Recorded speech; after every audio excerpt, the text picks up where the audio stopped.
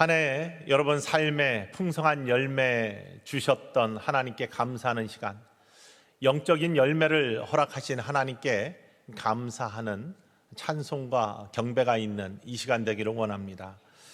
열매가 없는 것 같이 느껴지는 분들에게는 이 시간을 통해서 다시 한번 우리의 심령 속에 부어주신 하나님의 은혜와 한시라도 눈을 떼지 아니하시고 여기까지 인도하신, 지금까지 지내온 것 주의 크신 은혜라고 고백할 수 있는 고백으로 여러분들의 어두운 삶이 바뀌는 복된 축복의 예배의 시간이 되기를 다시 한번 주님의 이름으로 간절히 축원을 드립니다. 실상으로 참 어려운 그리고 어두운 시대를 우리가 살아왔습니다. 그러나 견디고 이기게 하신 하나님의 사랑과 능력, 그리고 여기까지 오게 하신 하나님의 은혜를 다시 한번 기억해 봅니다.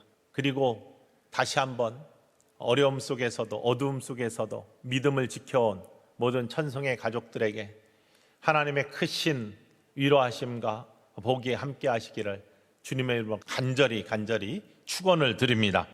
성경 말씀에 보면 마지막 때 어두운 모습들이 심각하게 우리들의 삶 속에 도전해 옴을 말씀하고 계십니다. 특별히 이러한 어두움이 우리 주변에 가득할 때 우리도 알게 모르게 어두움에 스며드는, 어두움이 우리들의 삶에 녹아드는, 그리고 우리도 어둠에 동화되는 그러한 모습들을 발견할 수 있습니다. 이스라엘 백성들이 광야에서 그렇게 연단을 받고 하나님의 말씀 가운데 훈련을 받았지만 가나안 땅에 들어가서 하나님이 그렇게 하지 말라고 하는 이방 신과 이방 문화의 동화의 모습들이 나타난 것을 바라볼 수 있습니다. 그렇게 인간은 약합니다. 우리들도 영적으로 깨어있지 못하고 조금만 느긋해져도 세상의 어둠에 쉽게 동화될 수밖에 없습니다. 그러니 언제나 깨어서 우리들의 모습을 온전히 살피고 우리의 내면인 영적 자아의 모습들을 반드시 영적인 눈으로 바라볼 수 있는 시간들이 있어야 됩니다.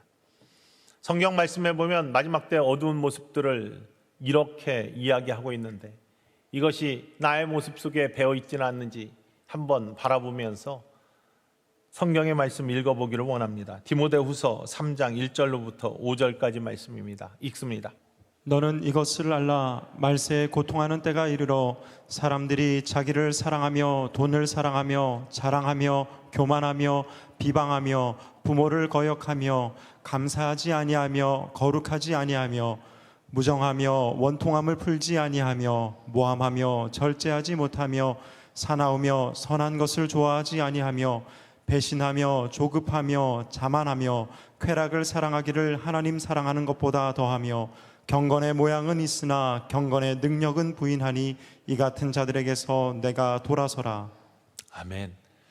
어두운 시대, 이것은 우리 밖에 있는 환경을 의미하는 게 아니라 우리의 내면의 모습들을 돌아보라는 하나님의 음성입니다. 말씀을 준비하면 저도 하나하나 떼어서 이런 모습들을 내 자신의 모습과 또 주변의 모습을 통해서 함께 깊게 묵상해 보았습니다. 자기를 사랑하고 돈을 사랑하는 모습, 여전히 내 자신의 주인이 내가 나의 삶의 왕노릇하고 있는가, 아니면 우리 구주 예수 그리스도의 영이 나의 주인이신가 돌아보게 됩니다. 자랑하며 교만하며 마찬가지로 나를 내세우고 나를 드러내기를 원하는가, 우리 주님을 자랑하고 나의 주인 되신 우리 주님이 하신 일들을 선포하기를 원하는가, 비방하며 내 눈 속에 있는 들보 보지 못하고 남의 눈 속에 있는 티만 바라보는 삶을 살지는 않았는가, 부모를 거역하며, 물론 교회 문제도 있지만 모든 관계 문제에 있어서 우리는 이 문제들을 어떻게 풀어왔는가, 또 감사하지 아니하고 거룩하지 아니하며, 지난주에도 함께 나누었지만 죄악의 가장 기본적인 출발 로마서 1장에 하나님을 알되 하나님을 영화롭게 하지도 아니하고 감사하지도 아니하는 것, 이것이 죄악의 모습이고 어둠의 모습일 터인데 나의 입술에는 감사가 넘치고 있는가, 거룩함의 고백들이 있는가, 경건의 능력이 있는가? 무정하며 원통함을 풀지 아니하며. 하나님의 말씀에 해가 지도록 분을 품지 말라고 했는데 내 안에 아직도 분이 가득하여서 잠 못 이루고 불면증이 되고 이런 모습들은 없는가? 다 용서는 하지만 그 한 사람은 용서하지 못한다라는 그러한 아직도 남아있는 쓴뿌리가 나에게 남아있지 않은가? 이것이 어둠을 가져오는 그러한 안타까움일 터인데 벗어나지 못하고 있는가? 모함하며, 얼마나 많은 모함들이 세상 속에서도 있는데 교회 속에서도 있고 사람 모이는 곳에 이런 것이 얼마나 많은지 알 수 없습니다. 언론계에서는 기레기라는 용어가 있지 않습니까? 기자인데 쓰레기 같은 기자를 기레기라고 줄여서 이야기합니다. 그것은 언론계에만 있지 아니하고 우리의 사는 사람들의 세상 속에 참 팽배해 있는 것을 바라볼 수 있습니다. 쓰레기 같은 없는 말들을 만들어내는 모함하는 입술들, 나에게는 결코 없었는지 절제하지 못하고 또 사나우며 라고 그렇게 되어 있습니다. 어두운 시대의 모습, 절제하지 못하고 사나우며 늘 입속에서 고소한다, 이런 것들이 끊어지지 아니하는 그러한 사나운 마음이 자리하고 있는 것.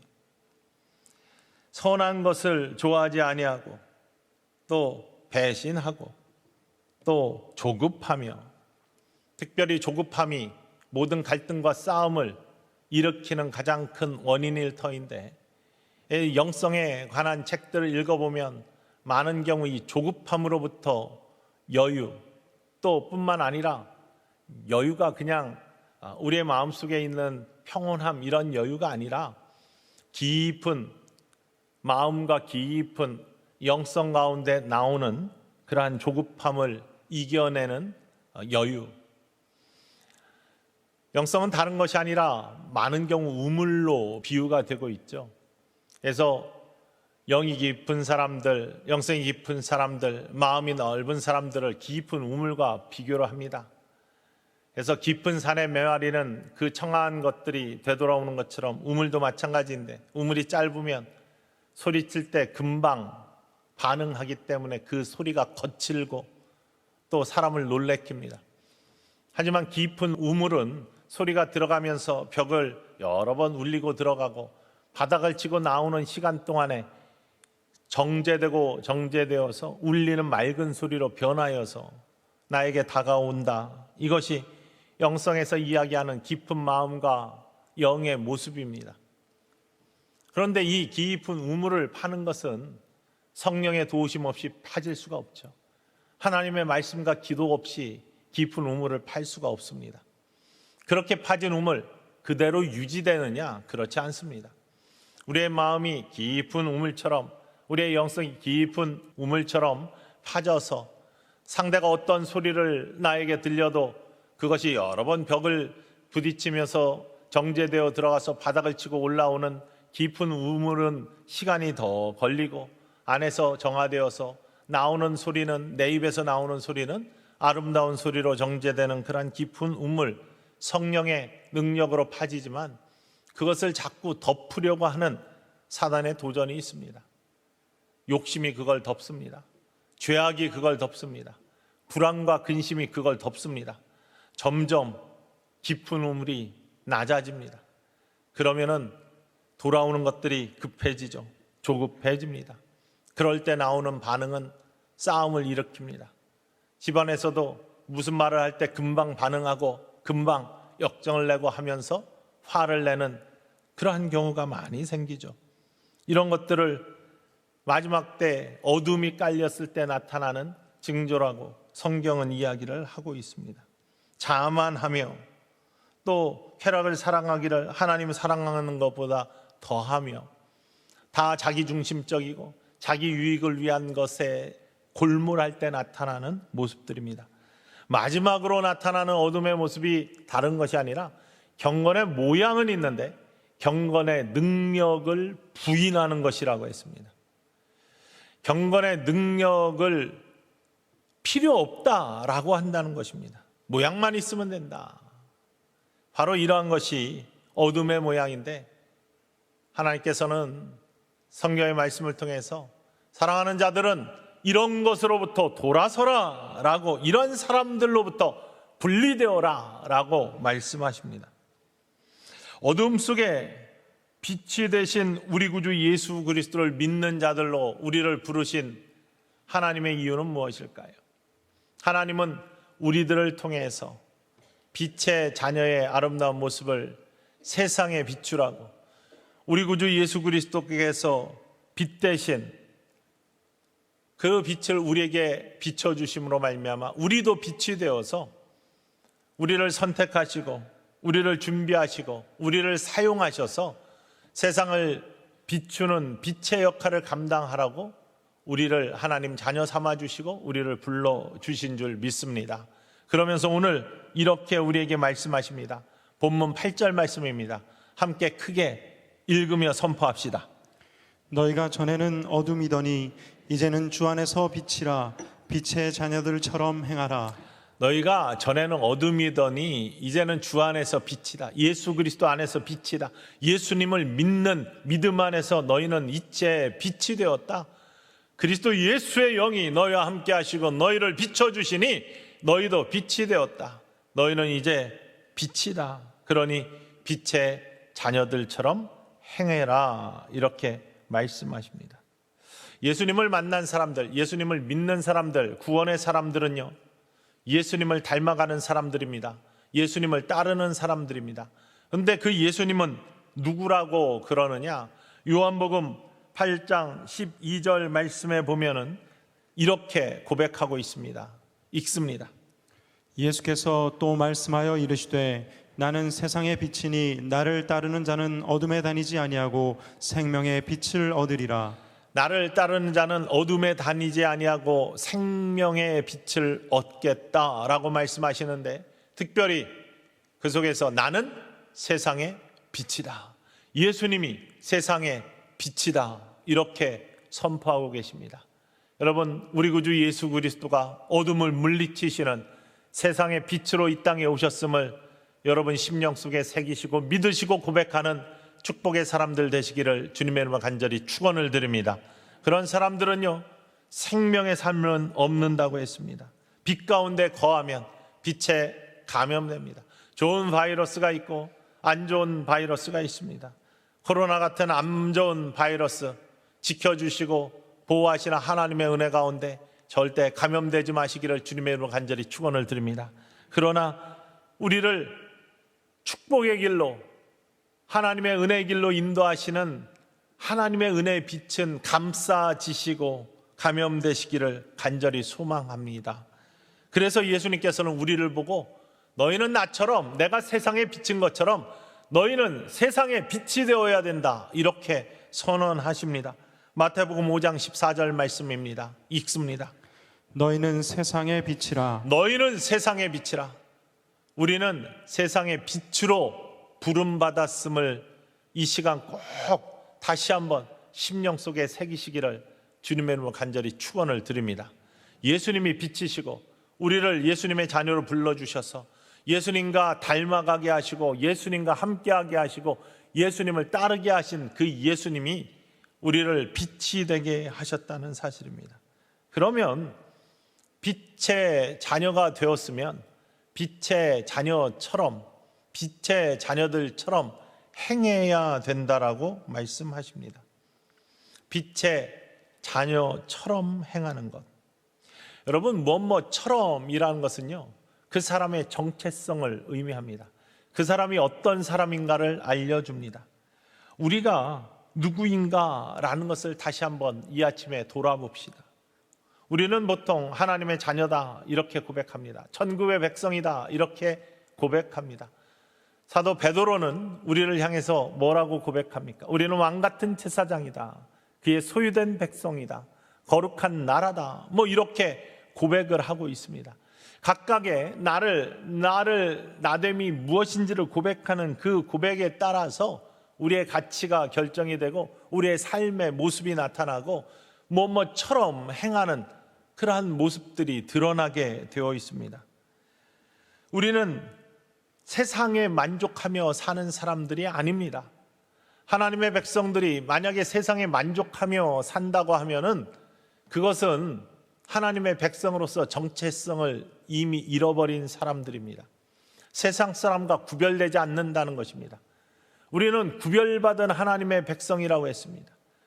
세상 사람들과 다른 것이 있어야 된다는 것입니다. 세상에 살고 있지만 세상과 다른 것, 하나님 나라의 대사로서 우리의 시민권은 하늘에 있지만 이 땅에서의 삶을 살면서 뭔가 이 땅과 다른 모습, 권리와 의무를 갖고 있는 우리들의 모습을 하나님께서는 요구하고 계신다는 것이죠. 그것은 무엇입니까? 세상과 다른 것, 세상에 만족하지 않고 사는 것. 여러분 안에 그리스도의 영이 살아 있습니까? 여러분 안에 우리 구주 예수 그리스도의 영 성령이 살아계신 걸 느끼십니까? 여러분 가슴에 생명의 온기가 여전히 따뜻하게 남아있음을, 그리스도의 거룩한 빛의 온기가, 여러분의 생명의 온기가 여러분의 심령 속에 남아있는 것을 느끼십니까? 하나님이 주신 사명 속에 그리스도의 심장이 여러분의 심장과 함께 뛰고 있는 것을 느끼고 계십니까? 하나님의 부름을 받은 거룩한 백성이라고 한다면, 빛의 자녀라고 한다면 우리의 정체성은 세상과 다른, 세상에 만족하지 아니하고 하나님의 부르심에 합당한 그리스도의 영이 내 안에 있는, 내 안에 생명의 온기가 있는, 그리스도의 심장이 나와 함께 뛰고 있는 그러한 사명자로서, 하나님의 백성으로서의 복된 고백이 있어야 될 줄로 믿습니다. 그거는 억지로 하는 것이 아닙니다. 성령의 안에 계실 때 자연스럽게 이루어지는 빛의 자녀로서의 모습입니다. 강아지처럼 이라고 할 때 강아지가 이것이 사자처럼 굴거나 사자가 강아지처럼 군다면 그건 참 이상한 일입니다. 자연스럽지 않은 일입니다. 고양이가 표범 같고 표범처럼이라고 했는데 그것이 고양이의 모습이라면 그것은 이상한 일이 되는 것이죠. 자연스러움, 이게 처럼의 모습이에요. 계절이 이렇게 꽁꽁 얼어붙었지만 내일은 좀 더 따뜻해지고 봄이 되면 이 얼은 것들이 녹아지고 기온이 올라가는 모습들, 자연스러운 것입니다. 역행하면 부자연스러운 것이죠. 우리는 이러한 자연스러움, 처럼의 삶을 살 때 그 모습이 아름답고 그 모습이 복된, 부자연스럽지 않게 보여지는 축복의 모습으로 보여집니다. 우리가 옷을 입을 때 우리 속옷 입고 겉옷 입고 외투 입고 하는 것은요, 가르쳐주지 않아도 자연스럽게 배워가는 모습입니다. 온전한 사람이라면 그것들을 자연스럽게 습득합니다. 외투 입은 다음에 그 위에 겉옷 입고 거기에 속옷 입는 사람들은 없습니다. 냉장고에 1번 속옷, 2번 겉옷, 3번 외투 써놓고서 순서를 애운 다음에 애운 대로 1번을 입어야지, 2번을 입어야지 이렇게 하면서 옷 입는 사람들은 없습니다.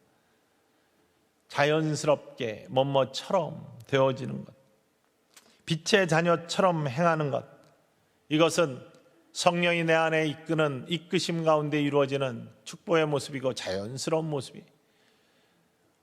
우리 구주 예수 그리스도를 구주로 삼고 하나님의 백성으로 삶을 살아가는 천성의 모든 가족들은 이런 빛의 자녀처럼 행하는 복된 모습들이 여러분의 삶에서 자연스럽게 아름답게 나타나기를 주님의 이름으로 간절히 축원을 드립니다. 그런데 그 귀한 처럼의 모습이 어떻게 나타나느냐? 열매를 통해서 나타난다는 것입니다. 예수님께서 열매를 보면 그 나무를 안다고 하셨고요, 좋은 나무에서 좋은 열매가 맺혀진다고 하셨습니다. 그러니 그 열매가 무엇인지를 돌아보기를 원합니다. 그리고 나에게는 그런 열매가 있는지를 확인해 보실 수 있기를 원합니다. 9절 말씀입니다. 함께 읽습니다. 빛의 열매는 모든 착함과 의로움과 진실함에 있느니라. 빛의 열매는 모든 착함과 의로움과 진실함에 있다. 빛의 자녀들처럼 행하는 삶에는 착함과 의로움과 진실함이 열매로 나타난다는 사실입니다. 이 시간 한번 돌아보시기 바랍니다. 한 해를 돌아보시기 바랍니다. 나는 착한 삶을 살았나? 의로운 삶을 살았나? 진실된 삶을 살았나? 이런 열매들이 나에게 있는가? 있다면 빛의 자녀로서의 삶을 살아온 하나님의 은혜의 결과요. 부족했다면 이 시간 변화되기를 주님의 이름으로 간절히 축원을 드립니다. 이런 열매의 삶으로 여러분의 삶이 돌이켜지기를 간절히 축원을 드립니다. 이 모습들은 그런데 세상에서 이야기하는 착함과 의로움과 진실함과는 좀 거리가 있습니다. 성경에서 이야기하고 있는 빛의 열매로서의 착함과 의로움과 또한 진실함은 과연 무엇인가? 첫 번째 착함, goodness. 이 착함이라는 것은요, 세상에서 이야기하는 착함이 아닙니다. 착하게 산다라는 것이 아니라는 것입니다. 하나님께서 세상을 창조하실 때 말씀으로 창조하셨다고 했습니다. 창세기 말씀에 말씀으로 빛이 있으라 빛이 생겼습니다. 그 모습 바라보면서 뭐라고 하셨습니까? 좋다라고 말씀하셨습니다. It is good 라고 하셨을 때 그 좋다라고 하신 것이 바로 goodness, 착하다, 선하다, 좋다라고 성경에 번역되고 있는 그 말씀과 동일한 말씀입니다. 그러니 하나님의 말씀대로 이루어져서 하나님의 보시기에 좋은 것, 이게 바로 착함입니다. 하나님을 흐뭇하게 만드는 것, 이게 착함의 모습입니다. 하나님의 말씀대로 따라 살아서 하나님의 말씀 위에 그 길을 감으로 말미암아 하나님의 말씀을 이루고 그것이 하나님의 보시기에 좋고 그래서 하나님을 흐뭇하게 만드는 것, 이것이 믿음의 사람들의 착함의 빛의 열매의 모습이라는 것입니다. 시편 119편 105절 말씀에 뭐라고 되어 있습니까? 주의 말씀은 내 발의 등이요 내 길의 빛이라고 고백합니다. 내 길의 빛이 되시는 주의 말씀, 빛 대신 우리 구주 예수 그리스도의 자녀로서 삶을 사는 것은 말씀에 순종하는 삶이고, 말씀에 순종할 때 그것에 나오는 그러한 열매는 바로 하나님의 보시기에 흐뭇하고 하나님 말씀대로 이루어지는 착함의 모습이라는 것이에요. 그 착함을 여러분 이루시는, 하나님의 말씀에 순종하고 하나님이 우리를 바라보실 때 언제나 나의 말씀에 그 길을 가고 있구나, 나의 말씀에서 벗어나지 않고 있구나, 나의 말씀대로 살려고 무단히 성령께 간구하며 성령의 인도하심에 이끌림을 받고 있구나, 우리의 모습을 바라보시면서 흐뭇해 하시는 우리 구주 예수 그리스도의 아름다운 열매가 저와 여러분에게 가득 넘치기를 주님의 이름으로 간절히 축원을 드립니다.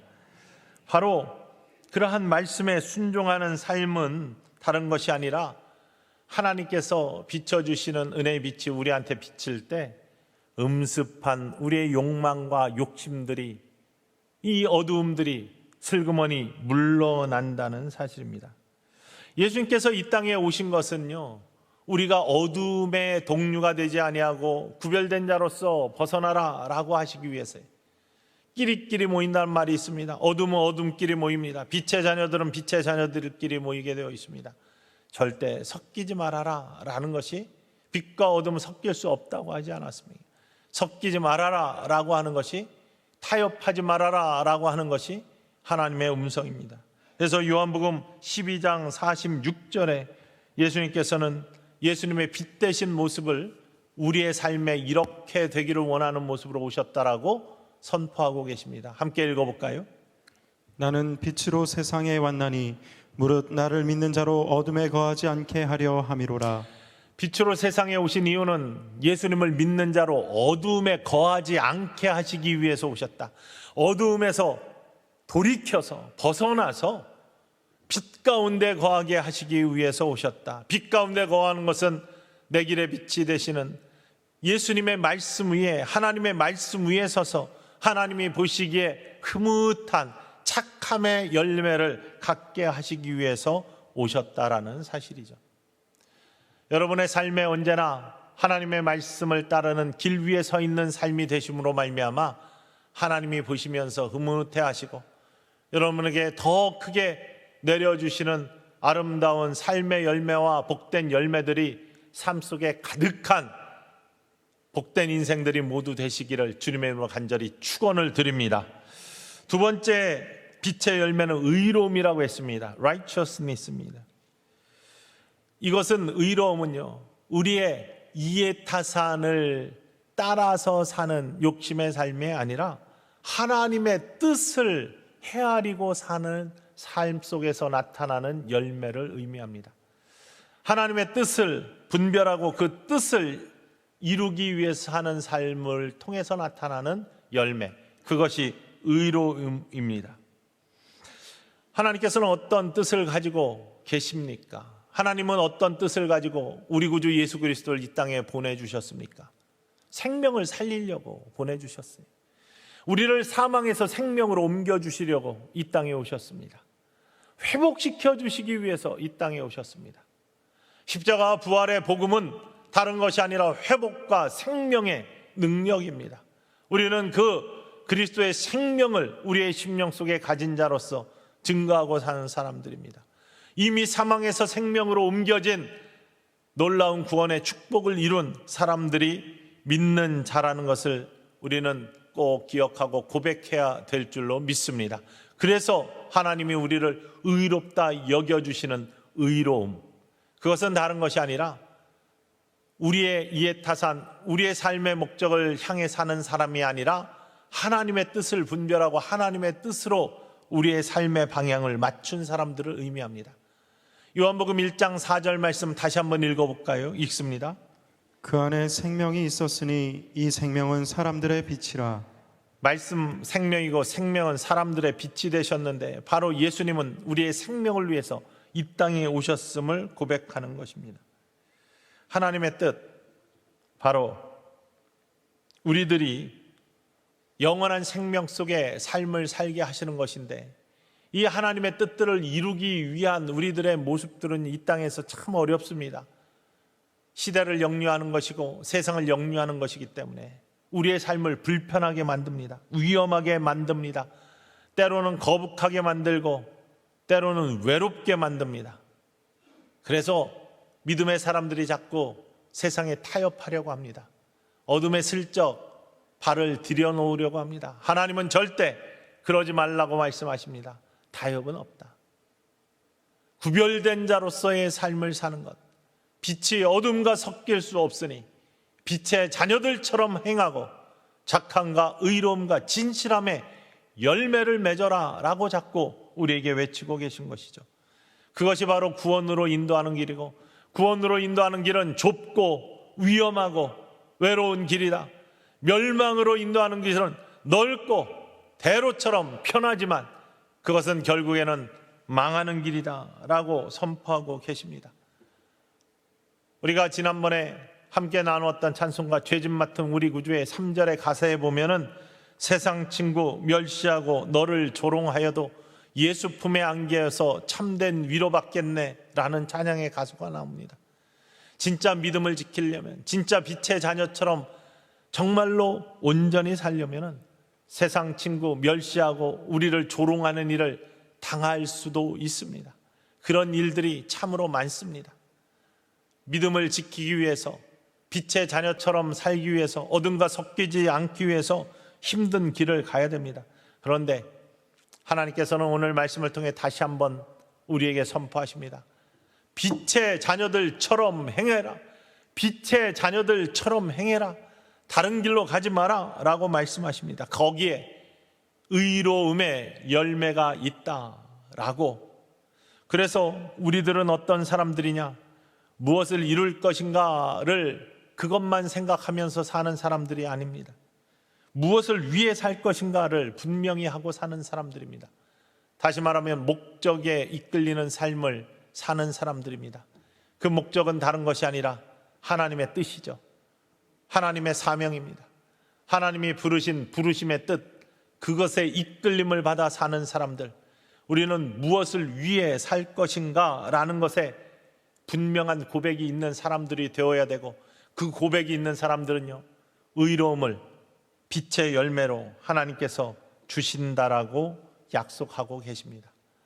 여러분의 삶에 하나님이 의롭게 여겨주시는 구원의 놀라운 증거가 있는 축복의 사람들이 되시기를 주님의 이름으로 간절히 축원을 드립니다. 그것이 외롭고 힘들고 어렵고 또한 세상 친구 멸시하고 조롱하는 일이 있어도 우리 주님의 품에 안겨서 위로받는 그날을 기대하며 그 길을 뚜벅뚜벅 걸어가실 수 있는 축복의 사람들 모두 되시기를 간절히 축원을 드립니다. 그리고 세 번째는 진실함, truth. 진실함은 우리가 너무나 잘 알고 있지 않습니까? 거짓이 아닌 있는 그대로, 겉과 속이 다르지 아니한 것 늘 말씀드리지만 예수님이 가장 싫어했던 사람들이 위선적인 바리새인들이었습니다. 그들은 회칠한 무덤이란 예수님의 욕을 들은 사람들입니다. 속은 썩어 있는데 겉은 회로 칠해서 멀쩡하게 보이는 모습들, 예수님은 그들과 상종하지 아니하셨습니다. 사랑의 예수님이 말을 섞지 아니하셨습니다. 진실함이 없었기 때문에, 겉과 속이 달았기 때문에. 우리가 거짓자를 가진 사람들의 속성이 뭐냐면 있는 채 없는 채 하는 것입니다. 있는 채는 경건한 채, 경건이 없으면서 경건의 모양만 가지고 경건의 능력은 없으면서도 경건한 채 하는 것. 죄가 있으면서도 죄가 없는 채 하는 것. 그런데 이와 반대되는 것은 철험입니다. 그리스도의 핏된 자녀처럼 사는 것. 우리는 정말로 분명한 정체성을 가지고 처럼 살아야 될 줄로 믿습니다. 하나님의 자녀처럼, 빛의 자녀처럼 있는 채 없는 채 하면서 살아가는 사람이 아닌 것. 빛이 주는 축복이 무엇이냐? 이런 있는 채라고 살아가는 위선된 모습은요, 자꾸 포장하는 모습입니다. 죄를 포장하기 위해 죄가 없는 것처럼 덮었던, 숨었던 아담의 모습 속에 그것들이 반복이 되면 딱딱해지면 내가 죄인인 것조차도 모르는 삶을 사는 죄의 단단한, 견고해진, 깨지기 힘든 그러한 모습 속에 살아가는 우리들의 모습을 발견합니다. 여러분, 어떤 것이 계속해서 덮쳐서 그것들이 단단해지면요, 나중에는 깰 수 없는 것 같은 강한 힘을 갖게 됩니다. 스스로의 힘으로는 해결할 수 없는 그러한 모습까지 나아가게 되는 것이죠. 어둠의 모습들이 그렇고 죄의 모습들이 그렇습니다. 그런데 빛의 능력이 무엇이냐? 바로 그렇게 딱딱하게 얼어있는, 굳어있는 것들을 녹여주는 능력입니다. 우리 구주 예수 그리스도의 보혈의 능력이 무엇이냐?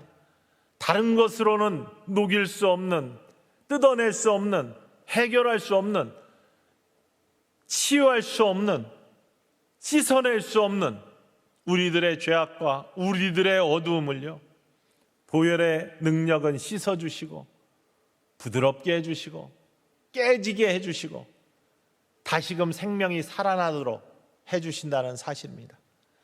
겨울내 단단해지고 얼고 또 얼어가지고 딱딱해진 아무리 굳은 땅이라도 그 속에 그대로 씨를 뿌리면은 싹이 나지 않지만, 그것이 봄의 따뜻한 햇볕의 기운이 쬐어져서 녹아지고, 그것이 보혈의 능력 가운데 갈아지고 씻어지고 또 온전해지는, 부드러워지는 그러한 땅이 될 때 그곳에 생명의 씨앗이 심어지면 싹이 나고 열매로 나타난다는 사실이죠.